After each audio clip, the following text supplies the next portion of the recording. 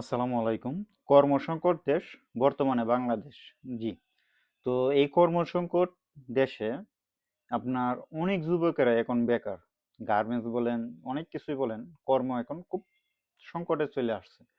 অনেক যুবকেরাই বেকার অবস্থায় ঘোরাফেরা করতেছে, আবার দেখা যাইতেছে যে তারা বিদেশ আসার জন্য অনেকে প্রস্তুত। জি হ্যাঁ, অনেক লোকেরাই বিদেশ আসার জন্য প্রস্তুত। যারা আপনার বিদেশ আসতে না চাইতো, একসময় বিদেশকে যারা ঘৃণা করতো যে আমি ফ্যামিলি ছেড়ে কেন বিদেশ যাব, আমি দেশেই তো এখন 20-30 হাজার টাকা ইনকাম করতে পারি, তাহলে আমার বিদেশে গিয়ে 50-60 হাজার টাকা ইনকাম করার কোনো মানে হয় না।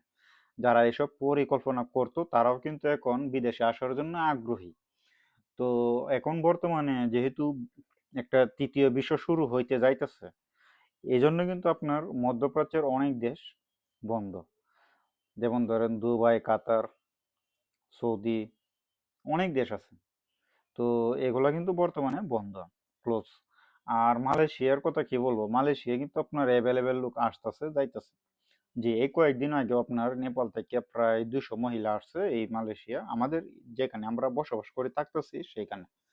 তো অনেক দেশ থেকে আসতে পারলো, যেমন ধরেন ইন্দোনেশিয়া, এই নেপাল, এরপরে মিয়ানমার, মিয়ানমার থেকেও কিন্তু অ্যাভেলেবেল লোক আসে, যেটা আমাদের বাংলাদেশের পাশে। তো মিয়ানমারকে আমরা মনে করি ছোট একটা রাজ্য। জি না, তারাও কিন্তু আমাদের চাইতে, বলতে পারেন আমাদের চাইতে তো অতটা খারাপ না।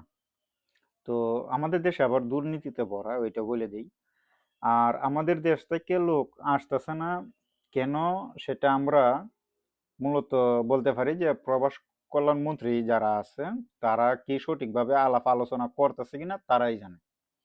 কারণ বিভিন্ন দেশ থেকে যদি আসতে পারে, তাহলে বাংলাদেশের জন্য নিষেধাজ্ঞা কেন? আমরা যেটা দেখতেছি, আমরা প্রবাসীরা দেখতেছি এই মালয়েশিয়াতে আপনার বিভিন্ন দেশের লোক, পাকিস্তানি বলেন, সকল দেশের লোকেই অ্যাভেলেবেল আসতেছে, অ্যাভেলেবেল যাইতেছে। হ্যাঁ। আর আমাদের দেশের জন্য শুধু নিষেধাজ্ঞা। এই বর্তমানে ধরেন এখন প্রায় 2 বছর ধরে মালয়েশিয়াতে কোনো লোক আসতে পারতেছে না। হ্যাঁ, কেউ সঠিকভাবে বৈধ হয়ে ভিসা নিয়ে কেউ আসতে পারতেছে না, 2 বছর না হলেও 1.5 বছর উপরে হবে। তবে আমাদের দেশের জন্য নিষেধাজ্ঞাটা কেন? আমরা যারা আছি, আমরা বাঙালি প্রবাসী ভাইয়েরা যে পরিমাণে হাট পরিশ্রম করি, অন্যান্য দেশের লোকেরা কিন্তু এই পরিশ্রমটা করতে পারে না। অন্যান্য দেশের লোকেরা এই কনস্ট্রাকশন কাজ বলেন, যাই বলেন, এই হাট পরিশ্রমটা তারা করতে গেলে তারা হাঁপিয়ে পড়ে, তারা হাঁপিয়ে পড়ে।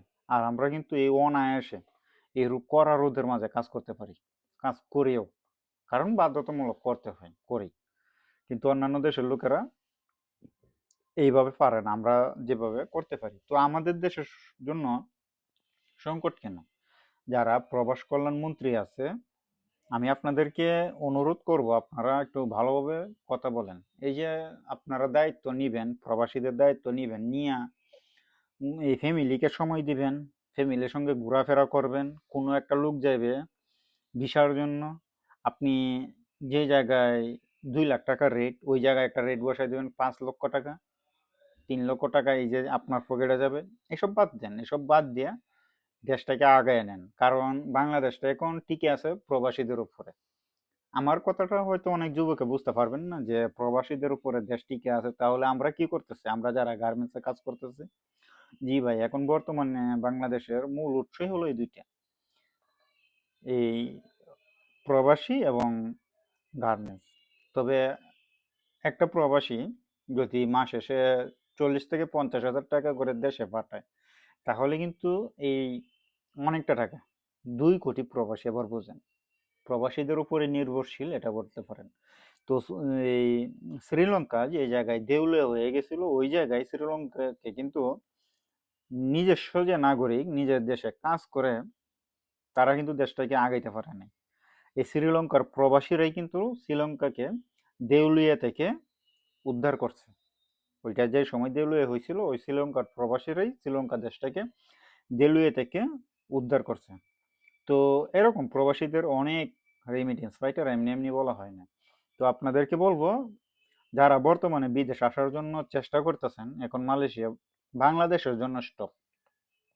জি, বাংলাদেশের জন্য শুধু স্টপ, অন্যান্য দেশের জন্য এখন এই মাসে আমি বলতে পারবো না, কারণ এই মাসে যেহেতু যুদ্ধ চলতেছে, কেমন এটা বলতে পারবো না। তবে আগে অ্যাভেলেবেল আসছে, অ্যাভেলেবেল যাইতেছে, চাইলেই ভিসা নেওয়া যাইতো অন্যান্য দেশের জন্য।